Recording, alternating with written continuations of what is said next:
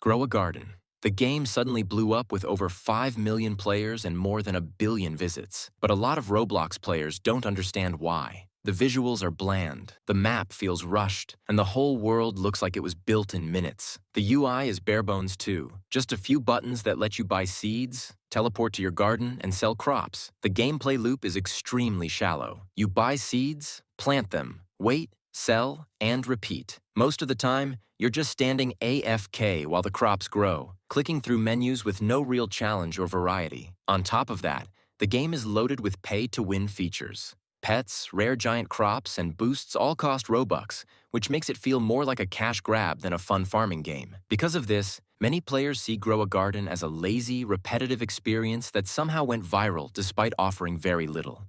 Steal a Brainrot. Right now, Steal a Brainrot is one of the most hated games in the Roblox community. At the recent Roblox Innovation Awards, it shockingly won Best Creative Direction, beating fan-favorite titles like Dead Rails and 99 Nights in the Forest. Instead of celebrating, the community immediately turned against it. The main reason is simple. Many believe it doesn't deserve the award at all. Critics point out that the game took its concept from another project, borrowed the visual style directly from Grow a Garden, and even used AI-generated assets to fill out its world. For a category that's supposed to celebrate originality and creativity, players feel like this is the worst possible choice. To many, the win feels like a slap in the face to genuinely innovative creators, and the backlash has been massive. People see Steal a Brainrot not as creative, but as a recycled AI-assisted project that somehow walked away with one of the most important awards of the year, MeepCity. So, why is MeepCity one of the most hated Roblox games? Back in 2017,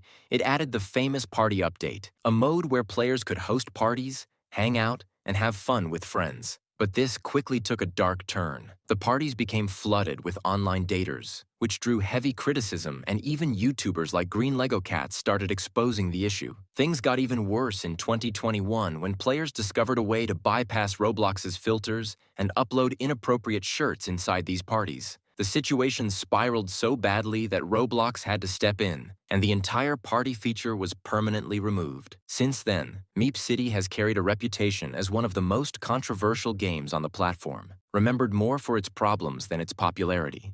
Blox Fruits. One of the most popular Roblox games ever, Blox Fruits is inspired by One Piece and has millions of daily players. But despite its huge success, it's also one of the most hated. A big reason is the grind. Progression takes hours of farming NPCs, fruit hunting, and endless leveling. For new players, it feels overwhelming and repetitive. The game also gets called pay to win. Since strong fruits and game passes can cost a lot of Robux, the community adds fuel to the hate. It's often labeled as toxic, with high-level players camping spawns and bullying beginners. Trading scams are also common, as rare fruits are highly valuable. PvP itself is controversial too.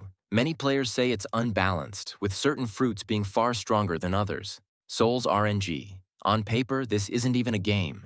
It's an idle RNG simulator where players stand around, roll for random auras, and show them off. Despite that, it has had over 100,000 players online at once, which baffles a lot of people. The main criticism is that there's no gameplay. Players literally log in, leave their device running, and come back later to see what aura they unlocked. There's no world to explore. No battles, no story, just AFK grinding dressed up as content. On top of that, the game makes huge money from Roblox's premium payouts. Because developers get paid for how long premium users spend in their games, Souls RNG earns thousands, possibly hundreds of thousands, of dollars from people doing nothing but idling. Dress to impress. People hate Dress to Impress right now, mainly because of the character Lana and the dark lore around her. Lana's story included things like kidnapping, keeping people locked in a basement, and other horror elements that felt way too out of place for what most players thought was just a fun fashion game. There was even a basement area in the game connected to this lore,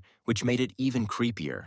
A lot of parents and players complained because Roblox has a younger audience, and many thought this content was inappropriate. The developers eventually removed the basement and some of the darker lore, but by then people were already upset. Many players feel the game tried to mix fashion with hidden horror in a way that didn't make sense, while others think the devs were just adding creepy content for attention. Overall, the hate comes from the mismatch between expectations and what the game delivered. Players wanted a light, creative dress-up experience, but instead they got disturbing storylines, hidden rooms, and creepy secrets that didn't fit the theme. Forsaken. The Roblox horror game, Forsaken is infamous not just for its gameplay, but for its toxic fandom. One major issue is the so-called Spawn cult, where fans took in-game lore about a resurrection cult and turned it into a fake religion, some trolling, some actually believing it. On top of that, the community is filled with constant drama. Every new update or character design sparks pointless arguments, to the point where many say it's more of a hate base than a fan base. The biggest problem, though, is the explicit art. People have made disturbing content of Forsaken characters, including child characters like Cool Kid, which has led to the fandom being seen as unsafe and toxic. All of this combined is why Forsaken has become one of the most hated Roblox communities. Blade Ball. This game blew up fast, hitting over 1.4 billion visits in just a few months. Its simple but fun concept, deflecting a ball, learning timing, and unlocking skills, made it addicting and perfect for short clips on TikTok and YouTube. But the hype has also brought a lot of criticism. Many accuse Blade Ball of being unoriginal, pointing out it's almost the same as older games like Deflect, Genji Ball, and even TF2 Dodgeball. While it added polish and abilities, some players feel it's more copy than innovation. The community adds to the negativity. Content creators are constantly accused of using auto-clickers, sparking endless drama online, even though auto-clicking is technically allowed by the devs. Worst of all is the shift into pay-to-win. Former developers admitted the focus turned to money as Blade Ball grew, and now powerful abilities like Infinity are mostly locked behind Robux. Combined with pricey battle passes and event packs, many longtime players see it as a cash grab. What started as a fresh, exciting game is now seen as unoriginal, toxic, and money-hungry, leading many to believe Blade Ball's downfall is only a matter of time.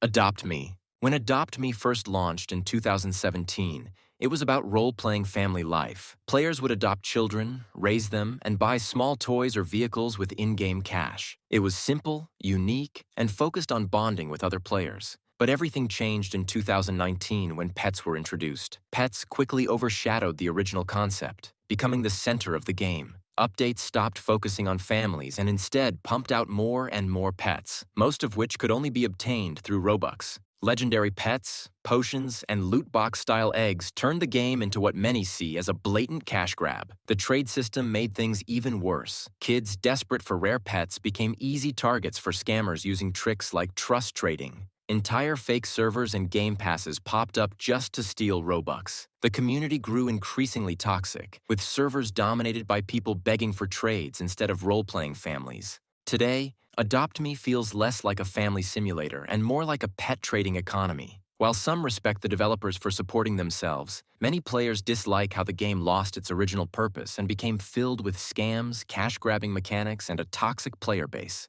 Blockspin. Blockspin is a hood-style Roblox game that mixes PvP, gangs, jobs, robberies, and roleplay. It's been growing fast with thousands of active players, but it's also controversial. One reason people dislike it is that new players have a really hard time getting started. Servers are often dominated by high-level players who camp areas and make it hard for beginners to progress. There are also problems with joining friends, since sometimes the game puts players in different servers even if they try to join the same one.